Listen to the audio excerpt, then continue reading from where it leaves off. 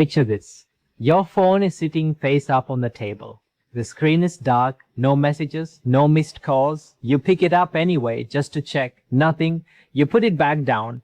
Outside, you can hear other people's lives happening. A car door closing, footsteps on the pavement, someone laughing on the street below. But inside your room, there is only silence. And that silence is starting to feel like an accusation. Okay, if you know this feeling, if you've sat in a quiet room wondering why nobody reached out today, why nobody thought of you, I want you to stop scrolling and listen to this. Because I'm not going to tell you to just get out more or join a club. You've heard that already, right? And it didn't fix the ache. It never does. Advice like that treats loneliness like a scheduling problem, as if all you need is one more event on the calendar. But you already know it's not that simple. You can be surrounded by people and still feel completely alone. You can have hundreds of contacts saved in your phone and still feel like there's no one to call. What I want to give you today is something deeper. Something the Buddha taught over 2,500 years ago, long before phones, before social media, before the modern loneliness epidemic that researchers now talk about like it's a public health crisis. He understood this exact pain, the pain of feeling forgotten, and he gave us a practice for it. Not a distraction, not a hobby, not a 5-step productivity hack. A practice that changes the way loneliness sits inside your body at the root where it actually lives.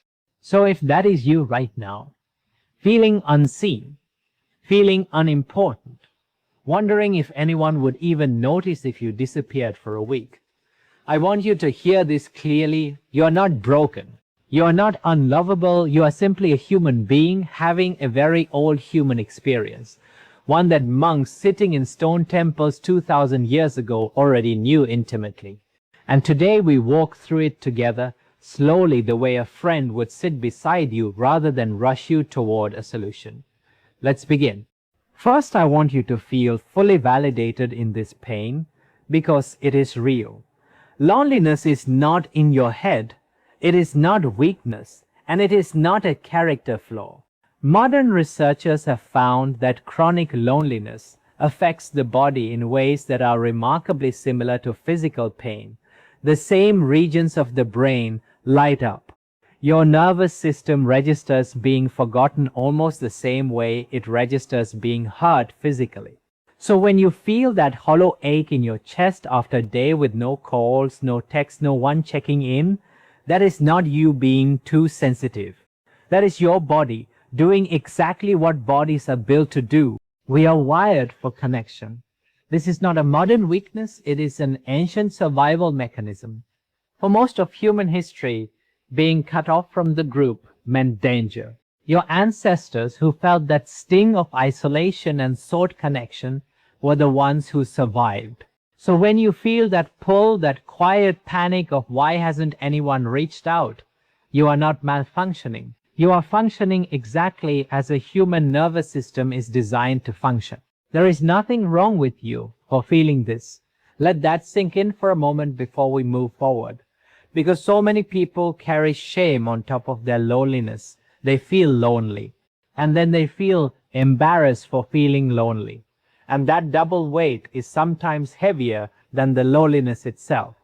But okay, here is where the Buddha's teaching becomes so important. Because this is where the path begins to look different from anything you've been told before. The Buddha did not teach us to chase connection like a starving man chasing food, becoming more anxious and more desperate with every passed over moment. He taught something almost opposite. And at first it might sound strange, maybe even a little uncomfortable. He taught that our suffering around loneliness comes not from being alone, but from our attachment to being needed by others. In Pali, the language of the Buddha's original teachings, there is a word asterisk, asterisk, apadana, asterisk, asterisk. It means clinging or grasping. Apadana is the inner grip we put on things outside our control. A phone that should ring, a friend who should visit, a family member who should call. When we cling to the idea that others must reach out for us to feel worthy, we hand our peace over to people who may be busy, distracted, dealing with their own private storms, or simply living their own complicated lives that have nothing to do with how much they value us.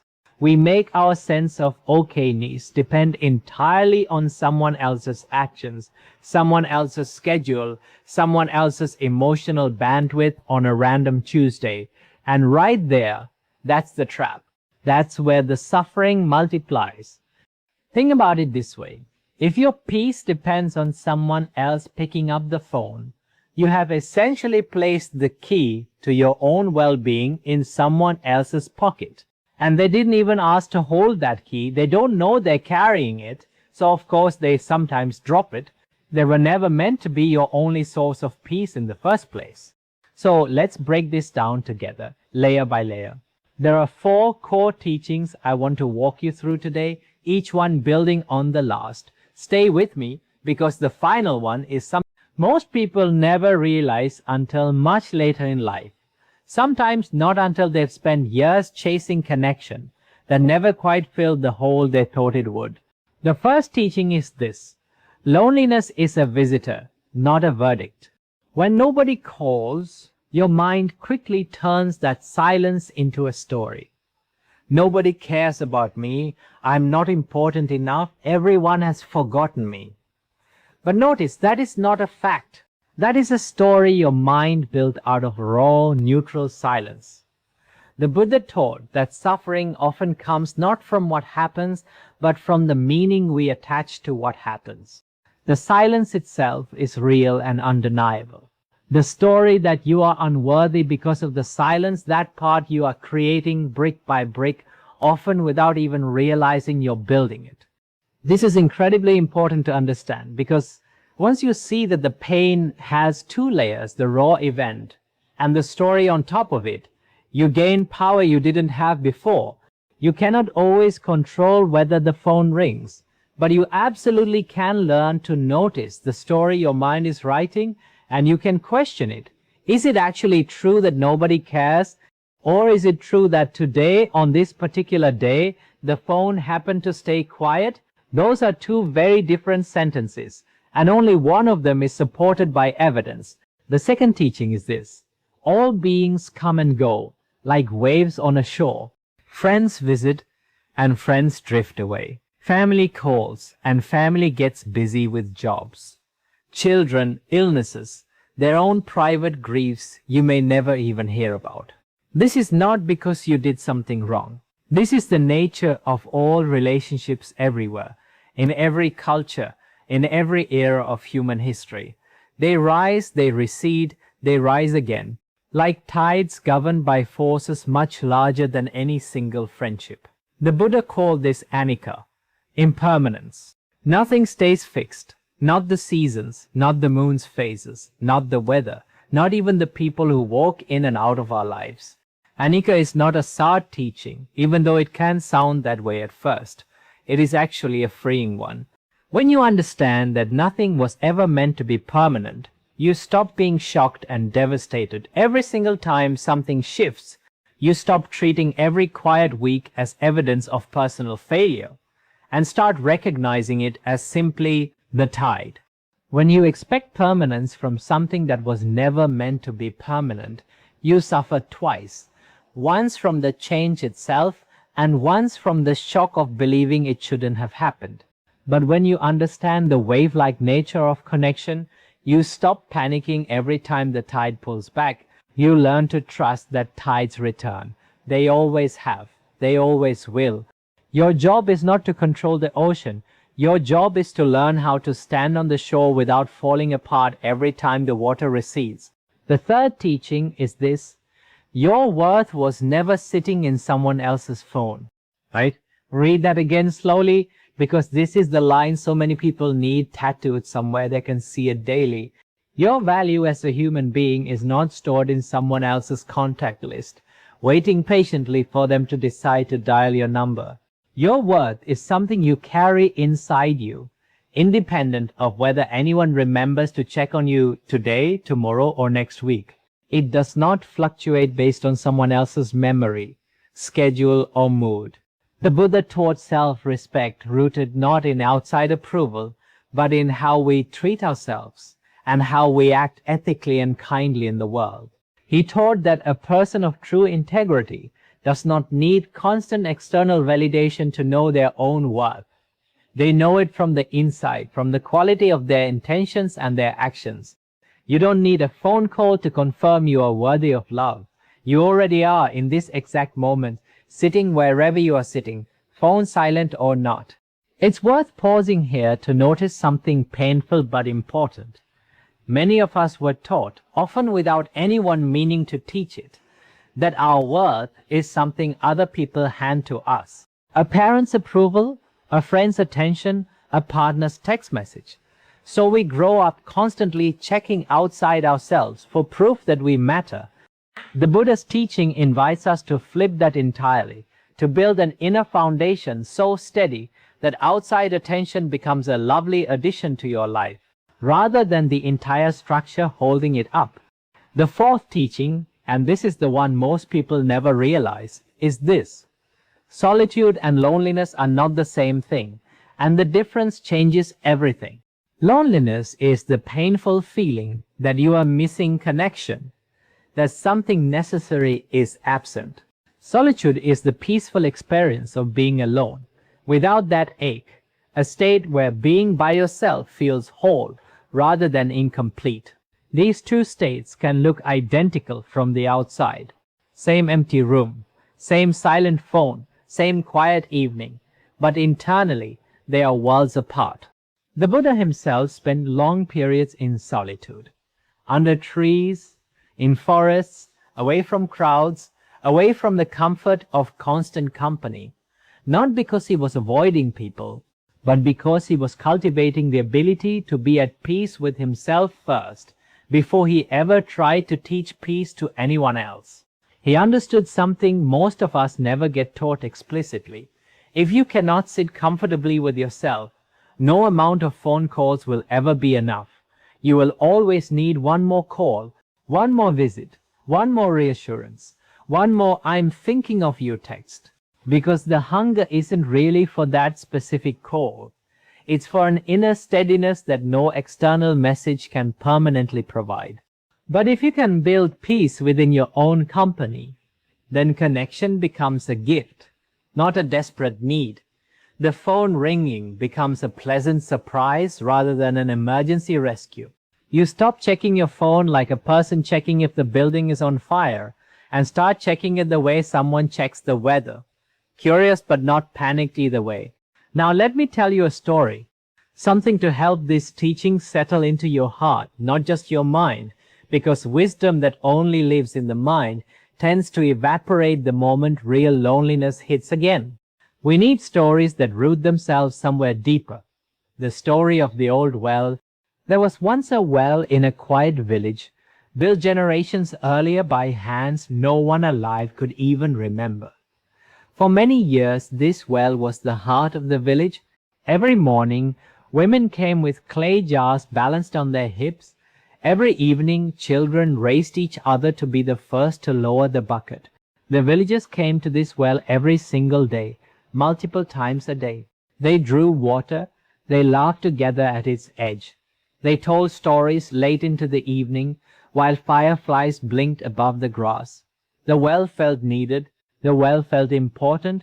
It believed, in whatever way a well can believe anything, that its whole purpose, its whole worth, was tied directly to the footsteps that visited it each day. The well grew used to this rhythm, the creak of the rope, the splash of the bucket, the voices echoing down into its depths. It came to expect those sounds the way we expect the sun to rise. And for years that expectation was met, day after day, season after season. Then one year the village grew. New roads were built. A water system arrived from a distant town with metal pipes running directly into people's homes, delivering water at the simple turn of a tap. Slowly, almost without anyone announcing it, fewer villagers came to the well. First it was just a few households who switched to the new pipes, then more, Then, eventually, days passed without a single visitor at all. The well felt this silence deeply. The rope hung still. The bucket gathered dust on its hook. No voices echoed down into its stone walls. It began to believe it had failed somehow, that it was no longer worthy, no longer valuable, no longer wanted, because no one came to draw from it anymore. It watched moss creep slowly up its outer stones, and felt in its own quiet way a kind of grief. What good am I, it seemed to ask the empty air, if no one needs me? But here is what the well did not realize, what it could not see from where it sat. Deep beneath the ground, far below where any villager's eyes had ever looked, the water inside it had not changed even slightly. It was still clear, it was still cold and pure and ready. It was still exactly as life-giving as it had always been on its very first day and on this its quietest day. The well's worth had never actually depended on the footsteps above ground at all. It only ever depended on what it held within, hidden, patient, untouched by the comings and goings of the world above. Years passed this way. The well sat quiet through full seasons, through rainstorms and dry spells, through the kind of silence that might have convinced a person they'd been erased entirely. And then one year a drought came to that region, a long dry season that drained reservoirs and dried up the pipes that fed the new system. The taps in people's homes ran first to a trickle, then to nothing at all. One day, a traveler passed through that same village during this dry season. Weary from a long journey, his own water supply gone, he walked past empty houses with silent taps, past a village searching anxiously for any source of relief, and there, half hidden by tall grass and creeping vines, he found the old forgotten well. He lowered a bucket down out of habit more than hope, not expecting much from something so clearly abandoned, and he found that it still held cool, clean water, untouched and ready, exactly as it always had been. Word spread quickly through the village. Soon the same people who had walked past this well for years without a single glance were once again standing at its edge, grateful, almost disbelieving. The well had not lost its value during the silence. It had simply been waiting, exactly as full and exactly as worthy as it ever was, the entire time no one was looking. You too are not made less valuable by silence. What do you hold inside you? Your kindness, your depth, your humor, your capacity to love and to listen and to show up for people has not disappeared just because the phone hasn't rung this week or this month. It is still there, clear, whole, cold and pure beneath the surface, waiting, not for someone to come and prove you matter, but simply waiting the way water waits, the way all true things wait unaffected by who happens to notice. Okay, now let's talk about what you can actually do with this understanding. Because wisdom without action is just a nice idea you nod along to and then forget by tomorrow morning, right? Here are 3 specific things you can practice. Starting today, not someday, not when you feel ready, but today. First, practice metta. Loving kindness meditation directed toward yourself. Here is exactly how. Step by step. Find a quiet corner, even if it's just the edge of your bed. Sit comfortably, spine relaxed but not slumped. Close your eyes and place one hand gently over your heart, feeling its slow, steady rhythm beneath your palm. Then silently in your own mind, say these words to yourself, slowly without rushing. May I be safe. May I be peaceful. May I be kind to myself today. Repeat this slowly 3 full times, letting each phrase actually land rather than just passing through your mind like background noise. This is not just a feel-good exercise you do because some video told you to. This is the Buddha's actual prescribed antidote to the isolation of the heart, taught and practiced for thousands of years across Buddhist traditions worldwide. You are giving yourself with your own hand and your own voice the warmth you've been waiting for someone else to give you. And here is something remarkable.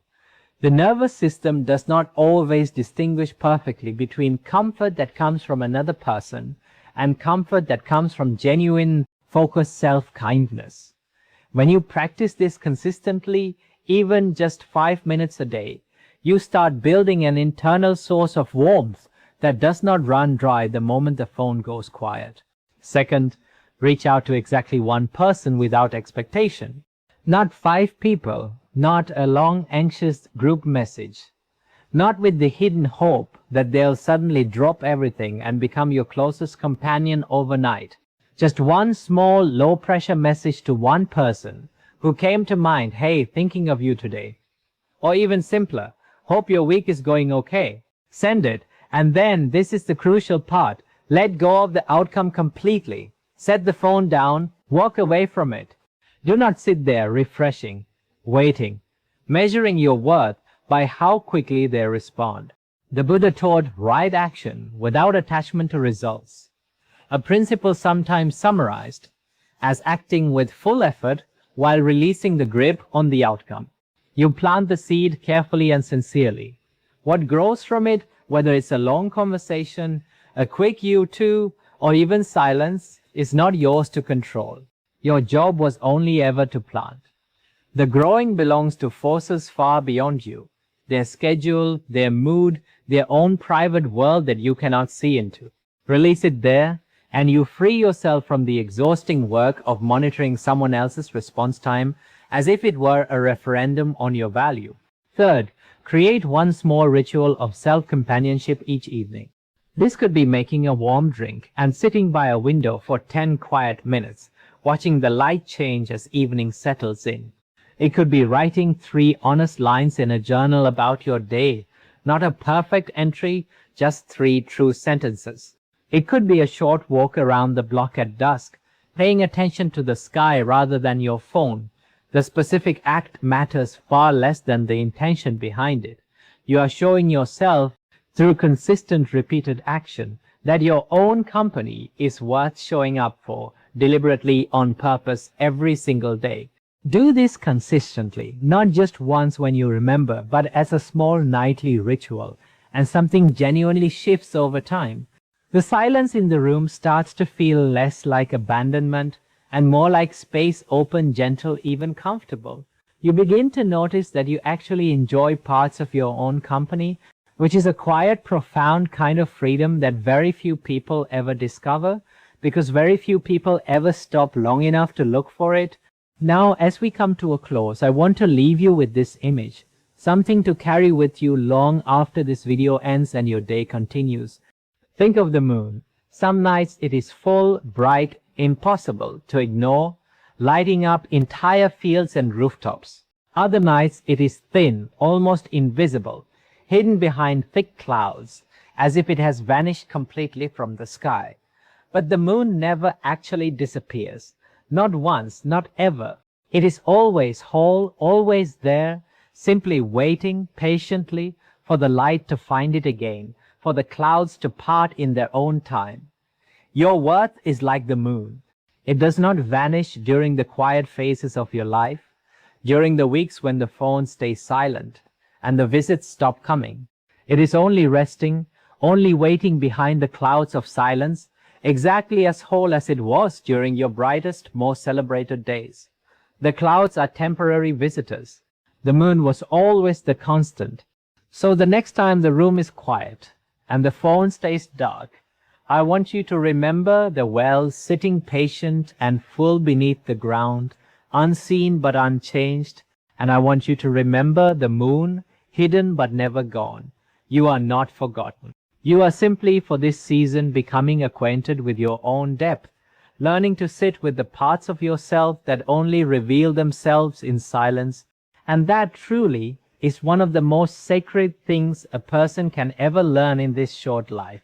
May you be healthy, happy, and free from suffering. Namo Buddhaya.